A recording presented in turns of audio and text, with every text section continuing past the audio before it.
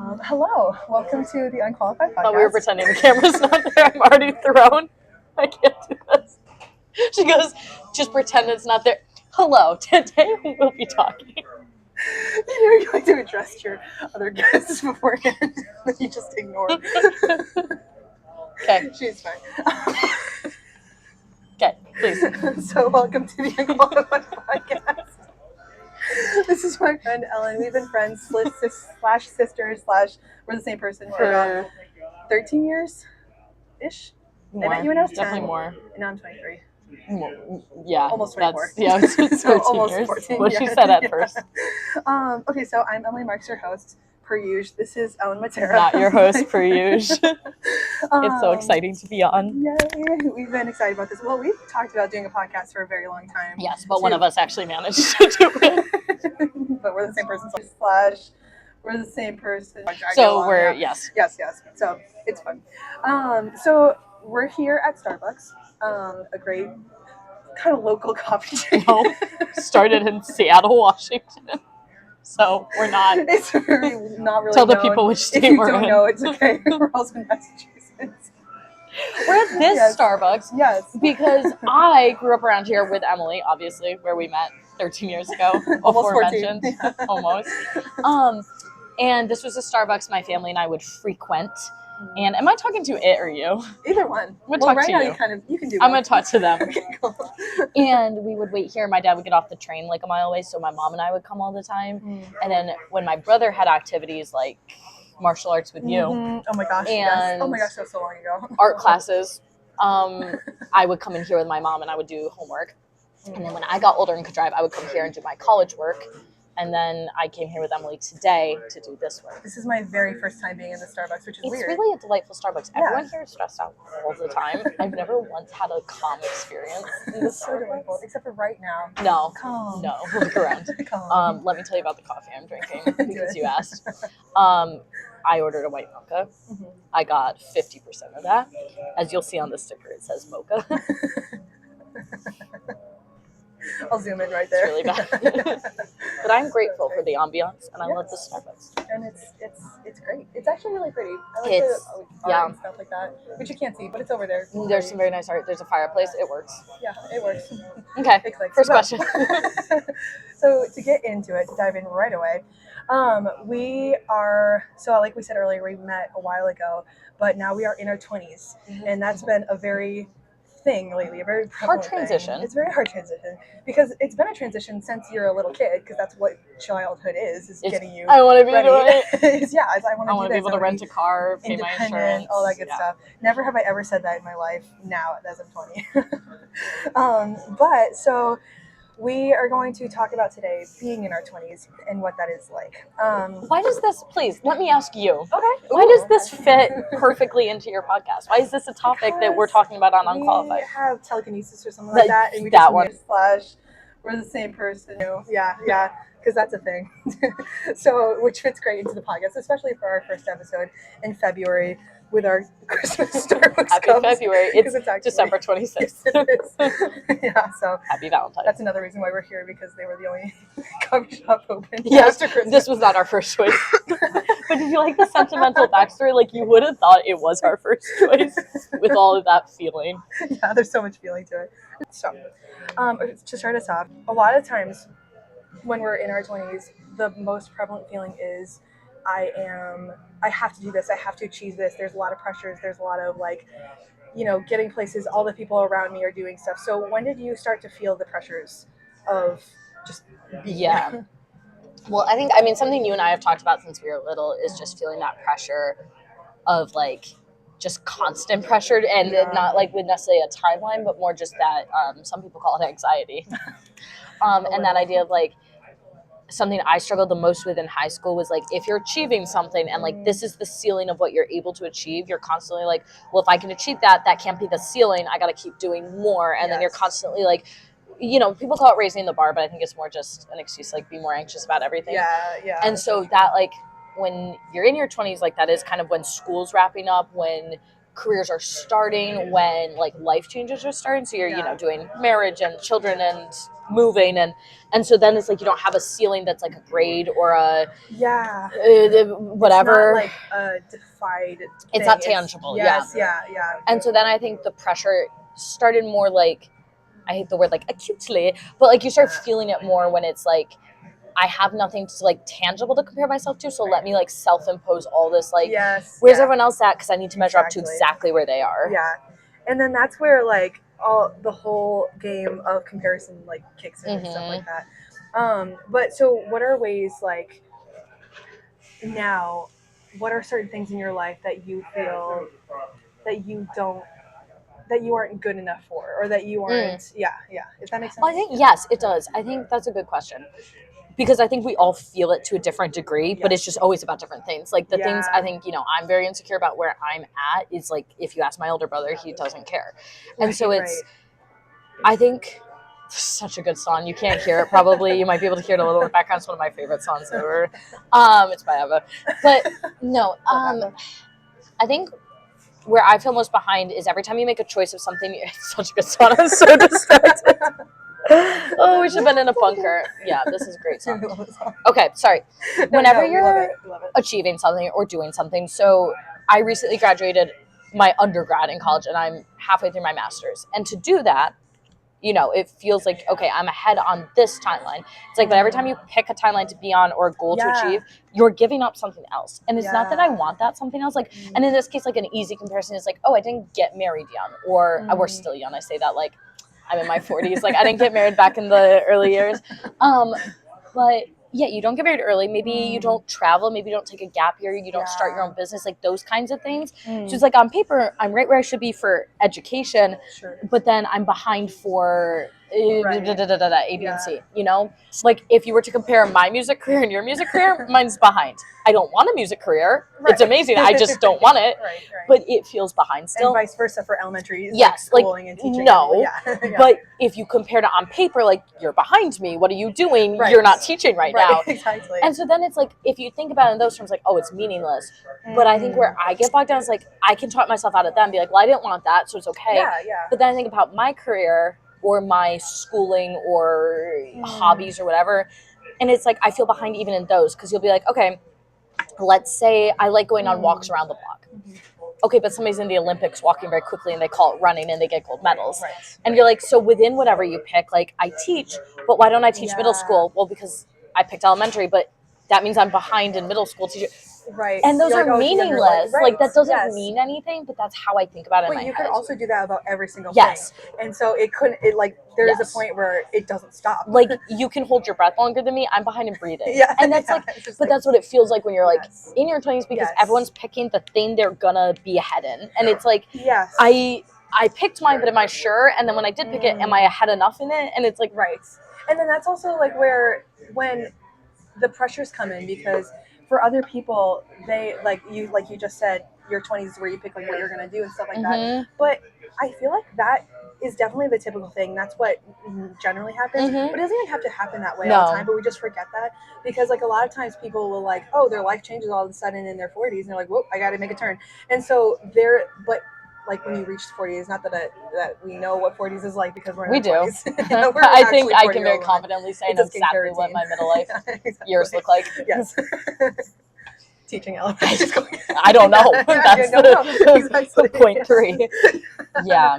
And so, but that's where the pressures come in. So I'm wondering, like, when you make those like little, oh, I could be this, but I'm behind in this or whatever, for yourself, like, how do you feel when you're talking to somebody else and encouraging them?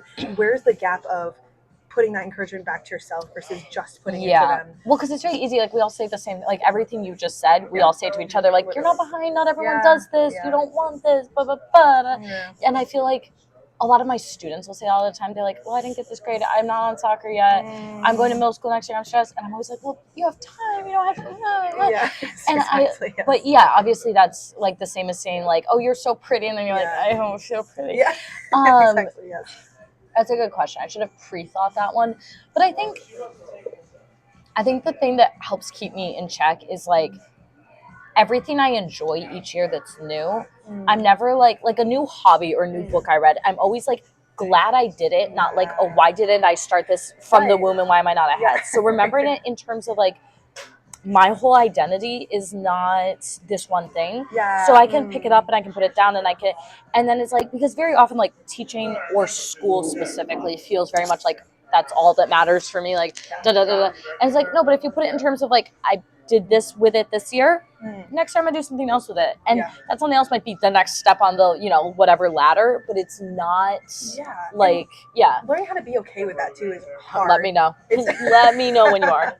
Literally, because you have to allow yourself to put this thing in a future thing, like put it off for a little bit just so you can complete this. Because I feel like that's what a lot of people face too. Yes. Is spreading themselves way too thin and being like, oh, I'm going to do a little this, a little this, a little this, a little this. And then you're like, but I haven't, like for me anyway, I haven't completed so many things. I've only done a little bit of so many, you know what I mean? And then you look and you're like, well, I'm an amateur at all these things I wanted Right. to. And I think that comes down to, this is also a great song they're playing. I don't know if you can hear any of this. It's a great playlist. Copyright just all the way through. But no, the thing that comes down to with that as well is like, there's so many things I want to do. Like if I were to like write out a list, like you're a kid and you're like, I want to be an astronaut and a hairdresser. But I want to research ancient dead languages. I want to go to law school. I want to teach. I want to teach middle school and elementary. And like you do all that and you're like, oh, maybe kids somewhere in there. And like, maybe I want to date again. It's been a while. Like all of those things. And like you're saying, if you do a little of each of those and that's the goal, then suddenly you're bad at all of them. You have no time and you're not ahead in it. And so then, it's like deciding like if you're okay with that or if it's like, no, you're going to pick one thing and like lose yourself in it. Exactly. Yeah, exactly. Because like the options are overwhelming. Because there are so many, and that's it. Like, and I think that's the spot we're supposed to be in now, honestly. Like, but at the same time, it's hard to, because like kind of going back to one thing you were talking about before with like, oh, married young versus like waiting a little bit or whatever it is. Like, my parents were married by my age now, and I'm not, and that's like factually, that's okay. We're different people. Like that can be a thing. But in my mind, there's a little thing like, hey, tick tick tick tick tick tick tick. Yeah, exactly. And so there's like so many things, but at the same time, God has a separate timeline for each of us. And then that kind of gives the question, okay, so where does our, like, big topic, but where does our free will come into that? Of like, he has our timeline, he has our life set before us, but we do have so many decisions to make in that. So how do you feel in that sense of making decisions versus like God's will for our life versus, you know, how we follow that and how you're okay with that, how things come, you know what I mean? Like that's so broad. No, it's definitely like in my 20s, I say old, like it's easier for me to be fine with that. I think the way I've like come to terms with, and I'm sure there's a theological way to describe this that I'm not getting at, but like him knowing, like him having a plan and knowing like what we're going to do is because he knows what we're going to choose, not because he's making us choose that. And so I think for me, it's like, okay, there are things that the string just got finished. I think there are things that he like are better and worse choices. His plan's still going to accommodate whichever choice you make. But for me, it's like trying to remember like, okay, I'm going to try and make the best choice I can with the facts and context I have and like in line with what I think he would want. And I'm going to get it wrong half of the time or more than half of the time. And it's like his plan is still going to be fine with that because like there's going to be growing and there's going to be, you know, I'm going to learn my lesson and whatever. Everything's there for a purpose. Yes. But I don't think of it as him being like, you're going to do this. You just think you're picking it. It's like, okay, you pick this. This is what will happen. But I'm going to make sure like what happens to you isn't more than you can like that's a really handle. Good way of putting that because I think like, I honestly think like God's like, okay, here's an array of options. I think God's just a giver all the time. Like he constantly gives. And so you're like, I'm going to give you this option. I'm going to give you this option. You can pick whichever one you want. I'm going to keep giving to you. Especially if our goal is to like look towards him and glorify him in whatever state we're in. And sometimes there's like, I mean, this has been brought up before, like the Christianese language of seasons and that kind of stuff. My least favorite thing. I'm in a season of hating that. of hating the word season. Sorry. No, that's great. But it's true though. It's used all the time. But like, if we're ever in seasons or places or whatever you want to use, whatever word works for you, of just this doesn't like God gives us an option or God places it before us and we're just like, I don't know if that works for me because I remember praying like years ago for a relationship and the relationship that was presented to me, you know, like we dated or whatever and that just didn't work. And so part of me felt like, oh, God gave me an opportunity to be in a relationship and I said no. It's like okay, you could view it that way, or you could view it like God's just like, hey, I answered your prayer. Keep praying, keep asking, and keep giving, like a seek and knock situation. Yeah. No, and I think some of that, I don't know. I was rereading maybe Job. Please don't check anything I'm about to say. But the idea of like, sometimes he's going to give you the opportunity to make a bad choice and like do something like that, overtly simple or wrong or whatever. And I think some of that's that comforting feeling of like, yeah, I'm going to give you all these options, and maybe one of those the one you prayed for, and it's not good for you. But I'm going to let you do it. I'm going to let you have it. Interesting. And I'm going to be there like when, it blows up in your face. Like, I don't know. It's kind of like when parents like, don't touch the stove, yeah, kids, and then you the burn kids your like, hand off. And then they're like, well, now they know. You learn. No, and my parents were classic, like, I burned my hand on a candle and I never touched open flame again. And I think that's fine. And in your choice, some of it feels like that, like the relationships you get into, but then also like there are aspects of my job that I thought I'd be super into and I hate. But I like, God definitely gave me the chance to like practice doing them for a week and I had to and I hated it. And it's like, there's nothing wrong with that. So one is like kind of the aftermath of that is like, I learned from that experience. And it's like, and in those ways, it's like we're all behind, but then like that's how you're getting closer and closer to being, not that you'll ever get where you're supposed to be going, but like, I think you're learning more. Somebody, I don't know who said this, but there was a quote somewhere floating around of like, in order to reach success, you have to never be satisfied with where you are. And I think that partly can be true. I do think that we should always be, checking ourselves, working on ourselves, not in a caring way, but just like, you are a human, you grow, right? But what's the balance? What do you think is the balance of that? Yeah, I think it's a difference between being satisfied and being content. Like, I can be content where I'm at, and I'm like, I don't. Interesting. It's not that I like have to have more to be happy. Yeah. But I'm maybe not satisfied with where I'm at. Like, I'm happy here. I'm happy at 22. I love my family. I like my career. I have a pet I love. I have good friends. But I know there are aspects of that I can keep working on. And it's like, instead of saying, because I think sometimes there's that pitfall of like, if you're not satisfied with where you're at, you have to hate where you're at. And it's like, no. Not necessarily. You can be content and still want more. Like, if I eat dinner, right? And I like eat my whole dinner and I'm content and I'm happy and it's good, I can be not satisfied. I can still want to go make myself a nice dessert and have some time and do that and eat it. But it's like, that doesn't mean you hated the dinner you just ate. And it doesn't, and that's like a horrible analogy. I liked it. I literally was like, that's but it's like, I think, it's that like difference between like not hating everything that came before. Same with like, when we talk about like, our relationships in like middle school and high school, or like, there's so many things at the time I was like, this is like the worst thing that's ever happened to me, or this was a terrible decision or whatever. And looking back and being like, all those times I can be like content that happened and be like, that's how I got to where I am in my 20s, and like, it's okay. It's not a good memory, but it's an important memory. And not being satisfied in the sense that like, I'm going to learn from it. I'm not going to do it again. I probably will, but like, I'm not going to try. And I think you don't have to like hate younger you for making dumb choices 100%. I loved what you said, like, that's how you got to where you are now, because it's, God, I feel like, is so merciful in the sense of how, well, in every sense, but in this specific sense of how, like, he gives you, like, gifts, mercies, graces, whatever. Not this coffee. And coffee aside, sans coffee.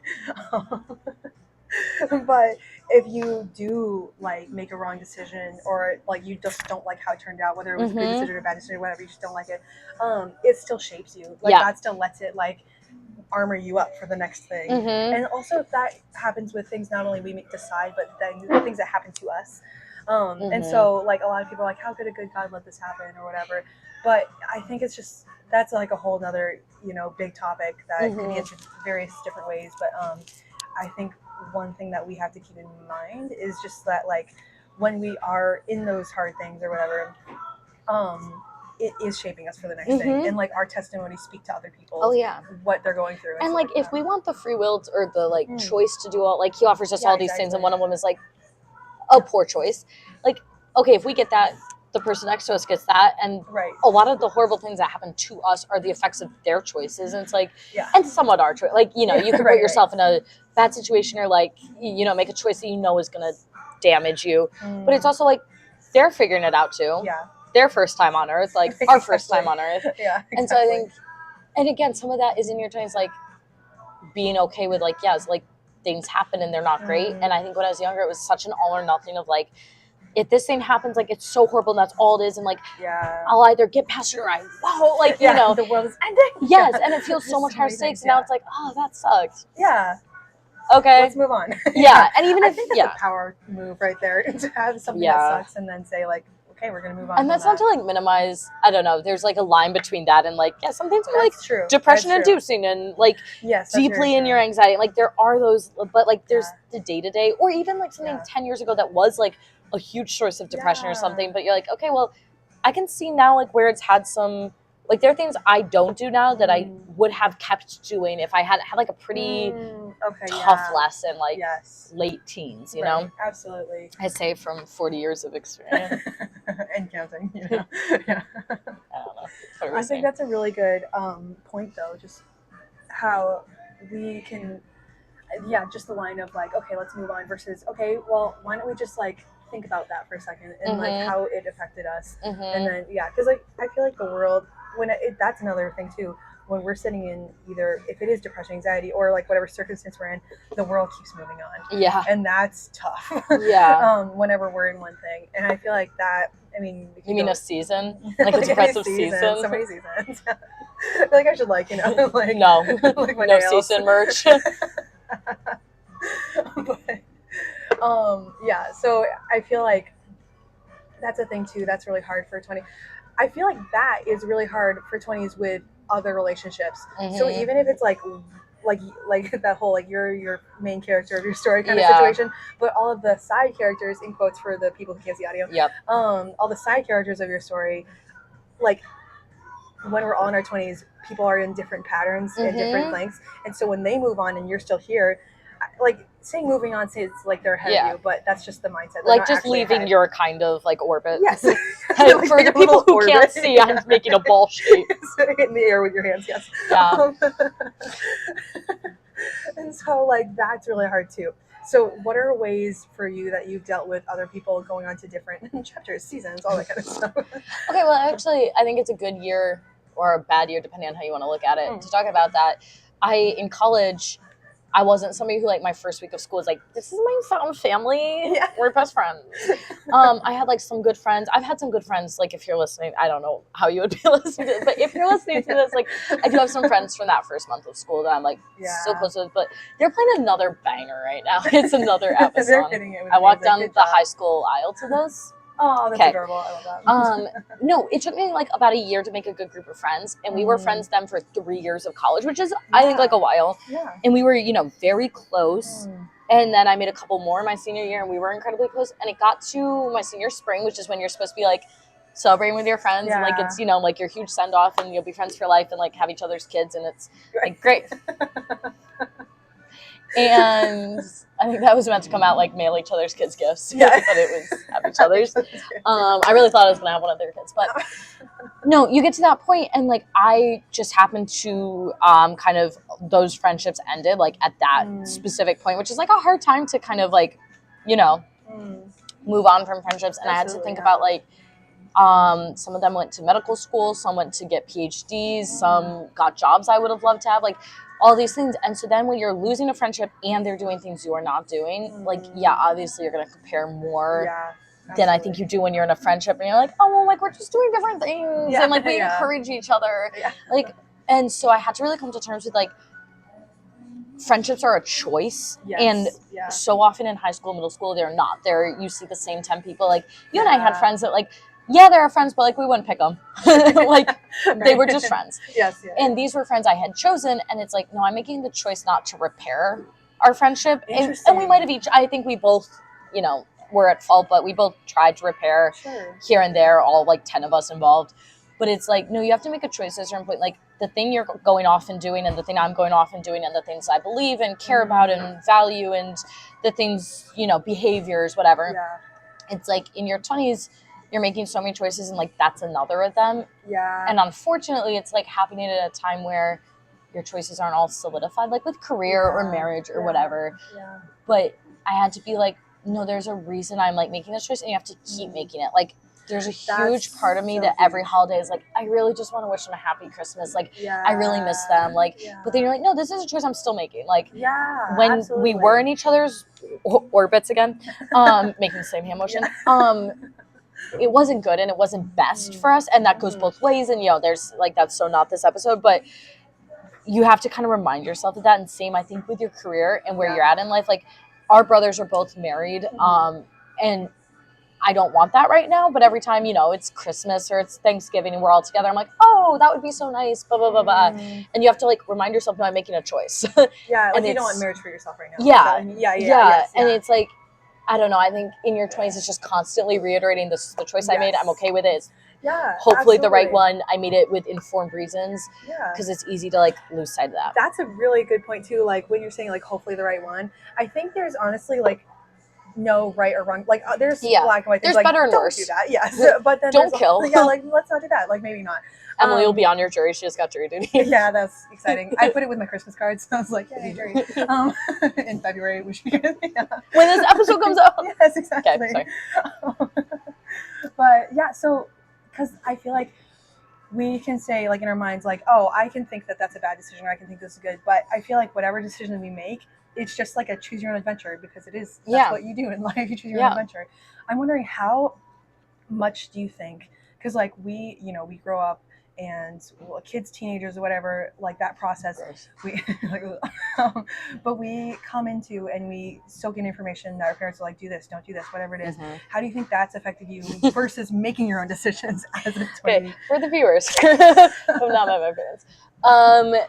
No, this is something I think you and I navigated a lot in high school. Of, like, I come from a family that I'm, like, really lucky to have and I love, but I was very, like, I pushed back a lot on kind of some of their stuff in high school. Not even because I think I disagree with, like, any of their values or whatever, but because that's when you're figuring out who you are, and you like, you're gonna rebel against anyone who tells you, like, and it would be little things like, I have all these piercings for the people who can't see, and, like, they didn't like that, or I want to date this boy who was objectively a bad choice, and they knew that and I didn't. And so I think it's like a pendulum, where the younger I was, the more I was like, absolutely not, nothing you do. And now I, like, see a lot of the effects of, like, I am their mini me, for better, for worse. Like, we're cut from the very same cloth. And I think that can also influence, like you were saying, how you feel about where you are in your 20s. Like, yours were married, mine were married young.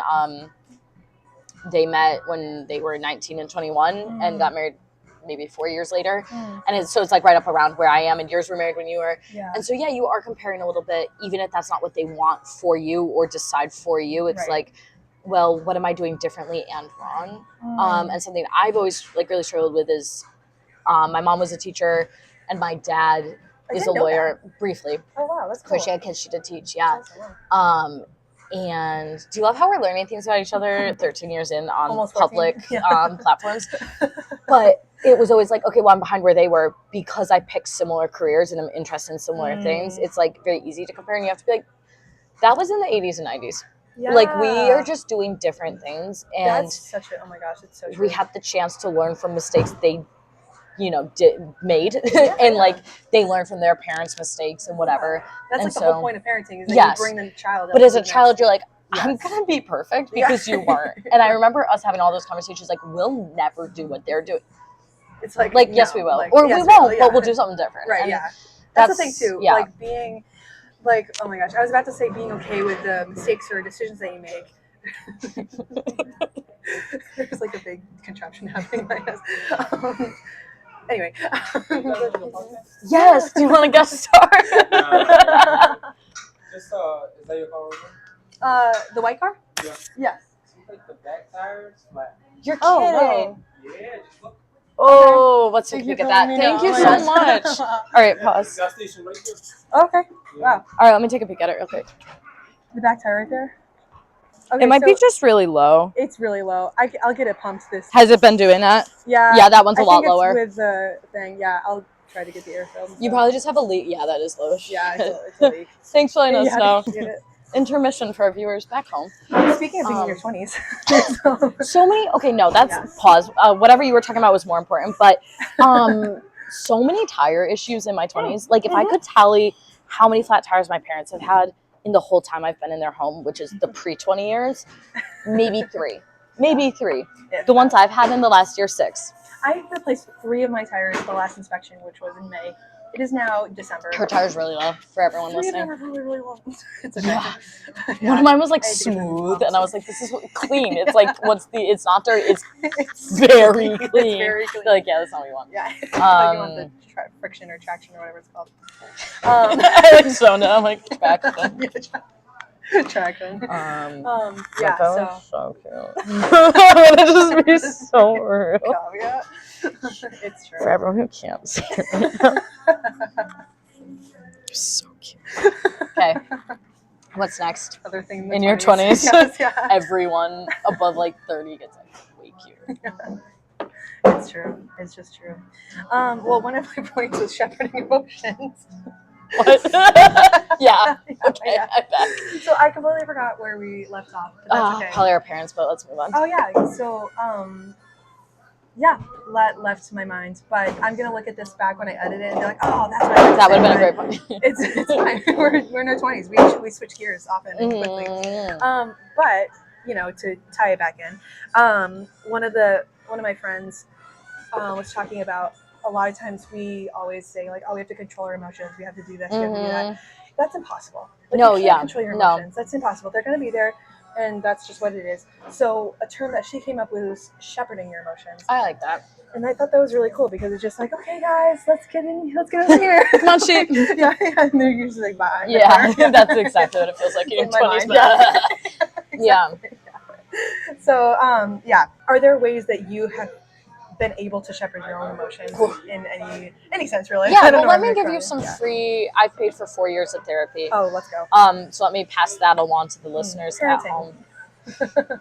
I think something that it took me all 4 years to like actually internalize, because I thought the first time I heard it was the stupidest thing I've ever heard, and it's like actually the best thing I got out of therapy was like, you cannot control your emotions ever at all. Yes. You literally can't. It's impossible. You can absolutely control your behaviors. And at first I was like, that's so mean.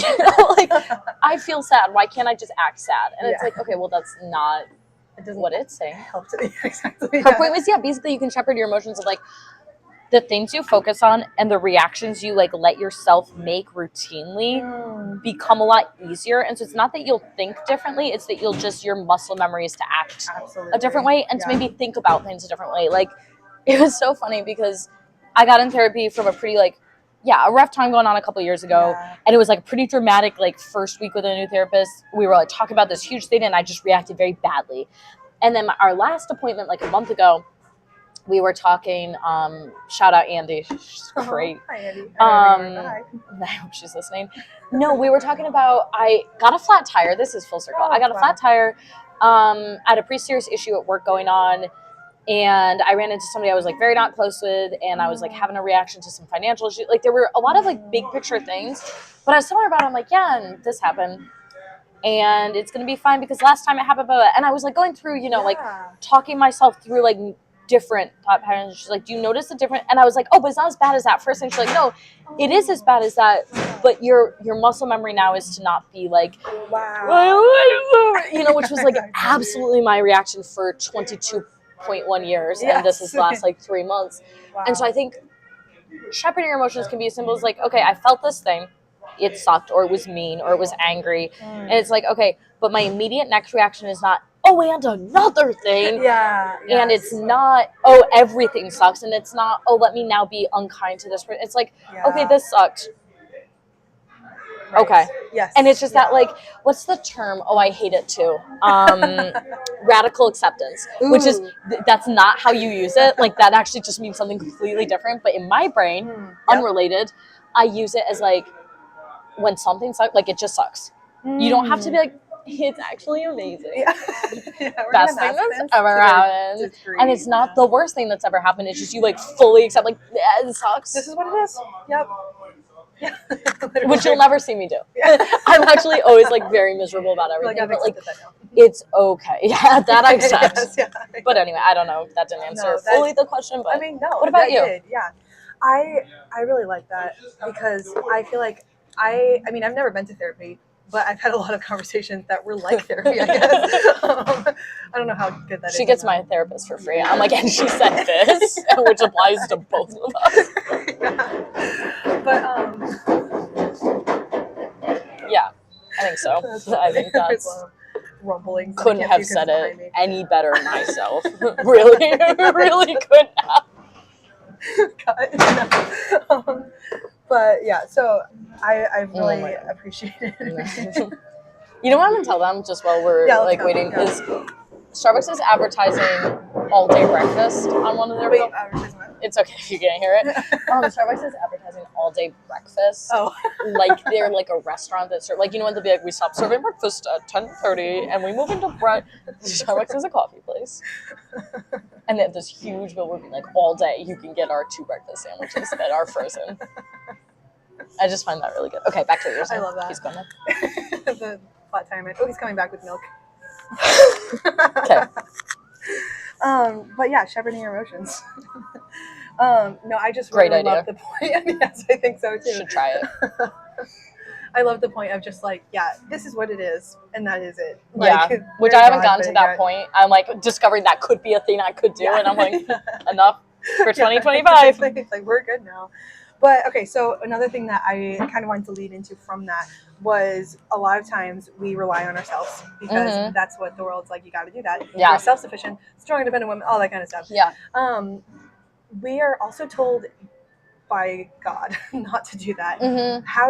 So how are we not supposed to lean on our own understanding? Well, I think I would kind of like merge them. I would say like I feel self-sufficient because I know I have God and I have these tools he's given and I have the reliance that he's like got it. Yeah. And so then I'm self-sufficient because I have that. Yes. I think a self-sufficient not is like I'm doing it, but I don't need other people to do it. Yeah. It's like I'm not responsible for it, but you're sure not responsible for it. Like it is God, and so then I'm like, okay, I can just be self-sufficient. Yeah. Through him. I feel like literally. Like asterisks, footnote, like. Well, I feel like that's like what being a vessel is, though, because like being open to having God do whatever he needs to do, like through us, and us just being like, yeah, we're just here for the ride kind of situation with the flat tire. I can't. That's like stressing me out. We're gonna.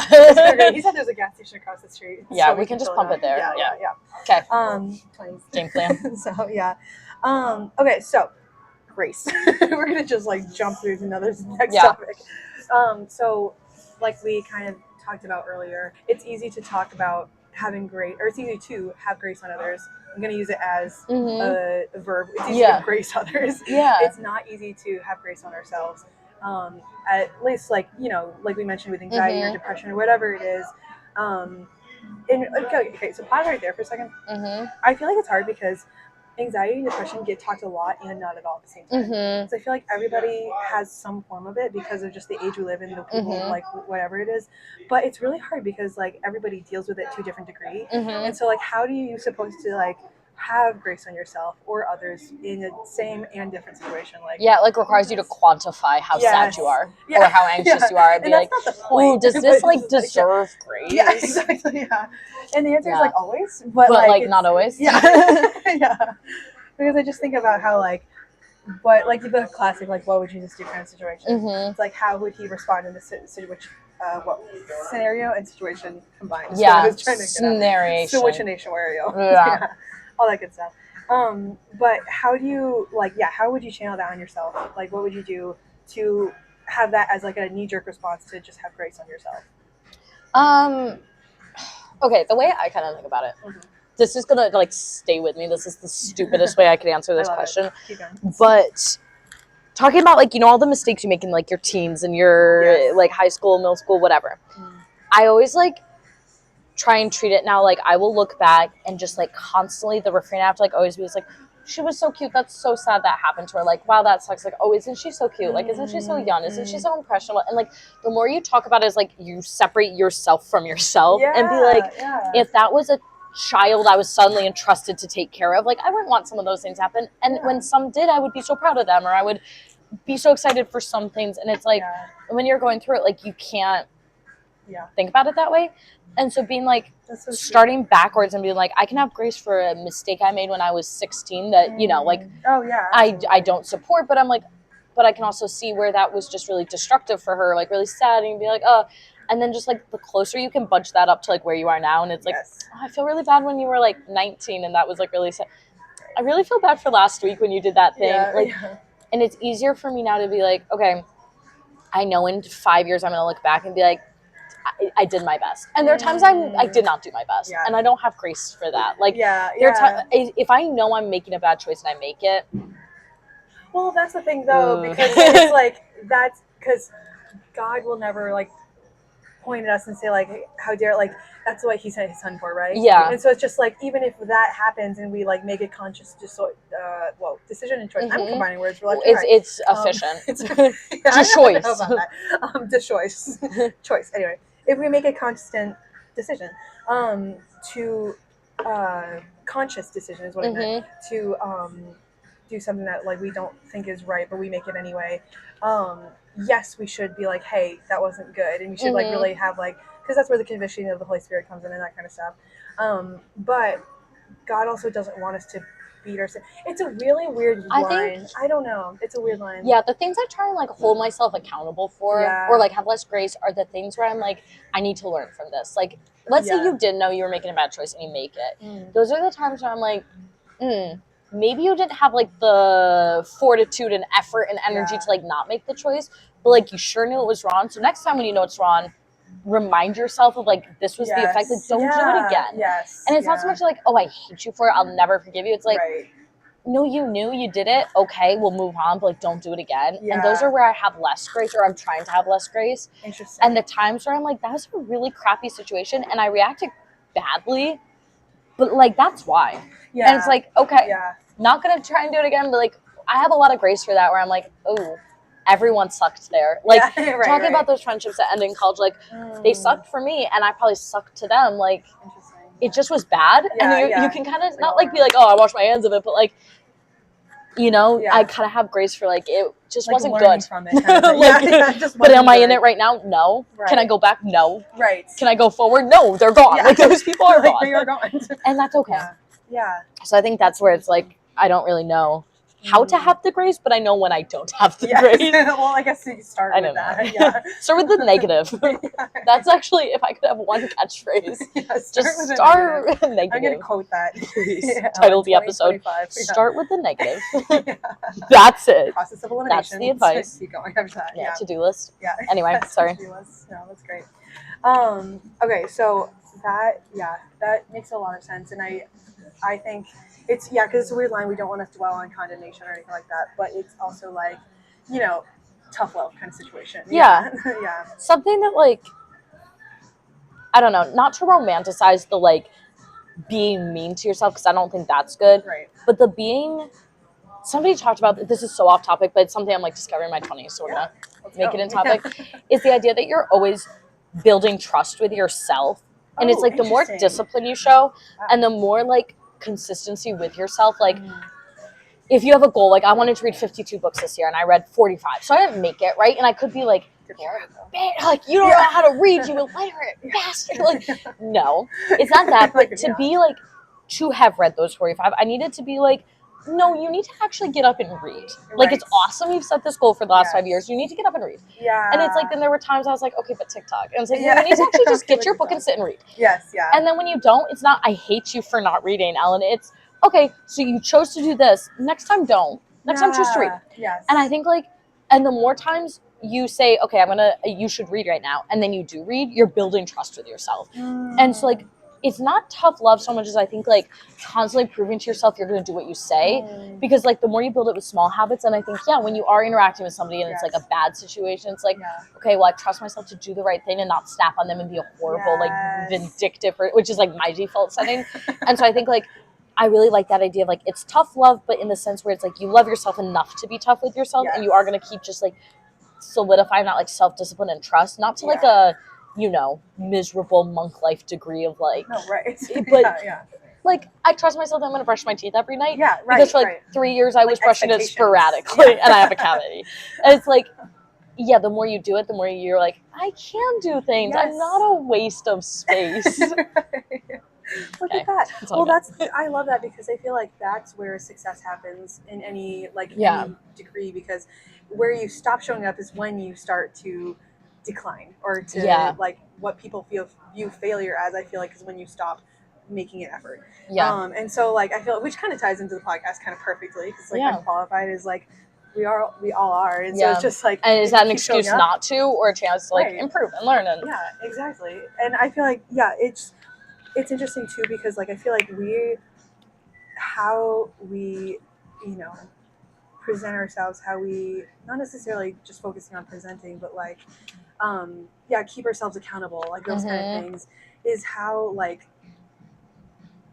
we become authentically exactly who we're supposed to be. And like, because I think a lot of times in your 20s as well, we are like we said earlier, the comparison, I'm trying to be like this, I'm trying to be like this, and that's like, that never works. No. Because that's not how we work. Yeah, maybe we try and be like ourselves. Yeah, maybe. Yeah. Yeah. Yeah. And it's like exactly how God made us to be is exactly what is gonna work. Yeah. But it takes time to figure that out, and like that's 100%. not something, as much as we thought we had it like locked in at 15, Yes. 16, like Yeah. you don't. Right, and right. and we don't at 22 and 23, like, but that, yeah, the more you're like showing up for yourself, you're like, okay, I'm not showing up for myself on things I don't care about. Like, Yeah. my goal was not to run 50 miles, it was to read 50 books. Like, those are different Yes, things, and I yeah. picked one, and that's more me than Yes. the other. Yeah, And it's absolutely. like, it's okay.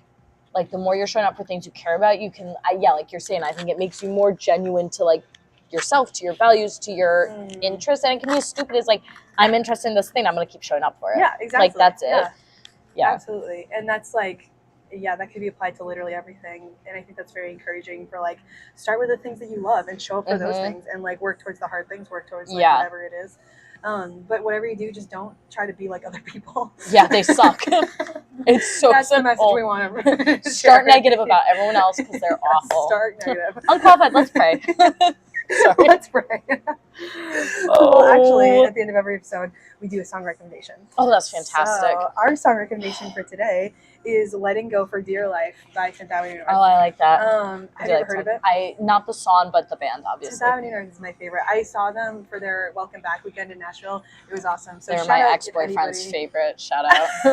He loves them. All the shout outs. They're great. I love them. They are. And so this song is really great. I wrote a quote from the song. It's in the bridge. And with these empty hands, I got nothing left to prove. And with these empty hands, I can only reach for you. When I lose my life, it's there I find the one who gave his life for mine. And I think that's like so prevalent to our 20s, because we are still fighting, finding ourselves. Like, I don't like that term. Like, I'm gonna do it. Yeah, I gotta know who I am. Yeah, exactly. Exactly. Gross. Yeah. And so I think that's like just amazing to have empty hands and just go into stuff with like, okay, what's next? Like, yeah, but they're also your hands. Like, they're coming from like, they are still like, you still are you, or like whoever God made you, like you're coming in like that. Yeah. But it's like, but I'm not gonna do it how I would do it, because that's gonna fuck it up. Like, it's gonna be so bad. It's like, okay, I can be empty and you can do it for me. Yeah. But you're gonna do it through me. You're not doing it through Emily or through my ex-boyfriend or whoever else. Like, you're doing it. Absolutely. Through my hands. Yes. For those who can't see the video. I'm squeezing. Very suggestive in way. the air. Yes. Oh. It's 6 p.m. on December 26th. It's a lot. We just went through Christmas. But yeah, so I feel like that just kind of like wraps it up. It does. We're still like working our way through our 20s.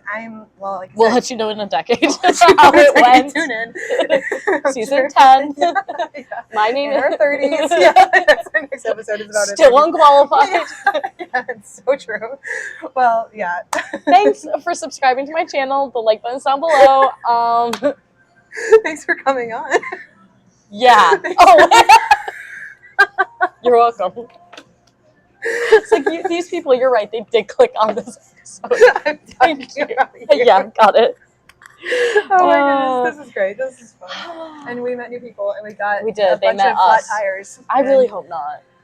We're gonna pump it up. It's fine. We're gonna go pump it up and go home. Yeah. Thanks for listening. Thanks for having me. Thank you. All right. Have a great day. And I'll see you guys next week. She's gonna drive me home now.